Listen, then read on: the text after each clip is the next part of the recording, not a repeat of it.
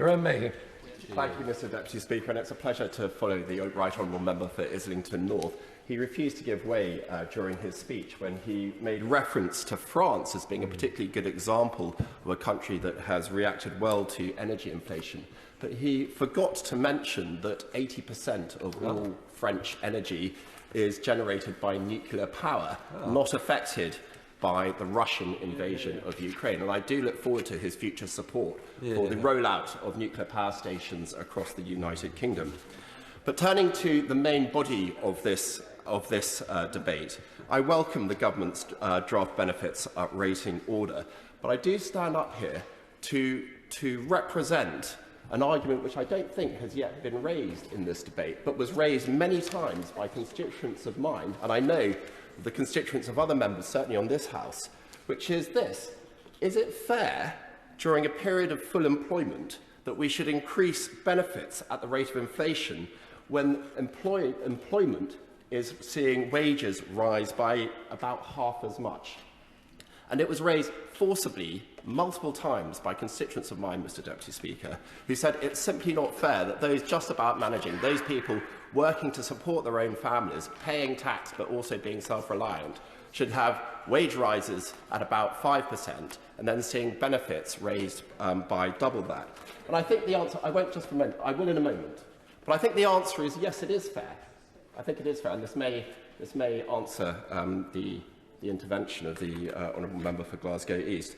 And that's because it is right, it is morally right, to protect the purchasing power of those very poorest families as an absolute level, even where other people in employment are suffering as well. I think it is right, because we need, where personal inflation is at its highest, in the poorest families, where food inflation is responsible for a higher percentage of spending. Food inflation currently is about, it was mentioned earlier that it might be at about 19%. I think it's actually about 17.1%. Then it is morally right, I think, for the government to represent and look after those very poorest in society, whilst at the same time, and crucially importantly, always making sure that work pays. Because in Broadland, in my constituency, we have 2% unemployment. We have a huge demand for staff. I have the very odd situation in a town that I represent called Fakenham, where I visited the food bank, which is run by the Samaritans, and it is 50 yards away from a job centre where they tell me, literally, these are their words, if you've got 2 arms and 2 legs, we can get you a job. There are lots and lots of jobs available, and I've had meetings with frustrated employers in Fakenham as well, who cannot get enough staff of every level of the employment sector, including those with no skills, no specialist skills at all other than their natural talent. And they are 200, 300 yards away from a food bank. So it is absolutely right that in this time when we have... Yes, I will give way. I'm grateful to him for giving way, and I think you and I could probably have quite a long drawn-out debate about why there are so many vacancies in the job market and how UK government immigration policy impacts on that. But one of the points that I would ask him to reflect upon is that with food banks, there is this misconception that people who go to food banks are solely people who are out of work. What we're increasingly seeing is the number of people who are in work, suffering from in-work poverty. Has his local food bank told him how many people are using the food bank who are already in work and experiencing in-work poverty? It's a very interesting question that the Honourable Member asked, and I have asked exactly the same question of the food bank. I said, could you give me the data of how many people are in benefits, whether they're in work or unemployed? Because it's a mystery to me. If I'd like to answer the first question before giving way for the second.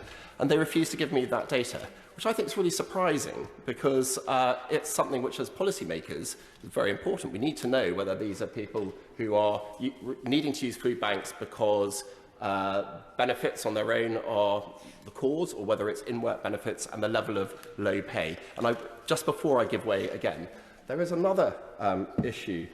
Actually, no, I'll give way now. I'll give way now. I thank the Honourable Member for giving way, and just further to the point from my Honourable friend from Glasgow East, it would be interesting to know how many people working in that job centre are having to access the food bank very close to it. If you could inquire about those figures, that would be really useful. Well, that certainly has not been raised with me. I thank the lady for her intervention. It's obviously not information that I can supply, because I simply don't know the answer to that, but I would be amazed if they were using it. Because the level of attitude for the work coaches and the people working in the job centre is very optimistic about the local economy, very optimistic about the opportunities which are available in Fakenham and more widely.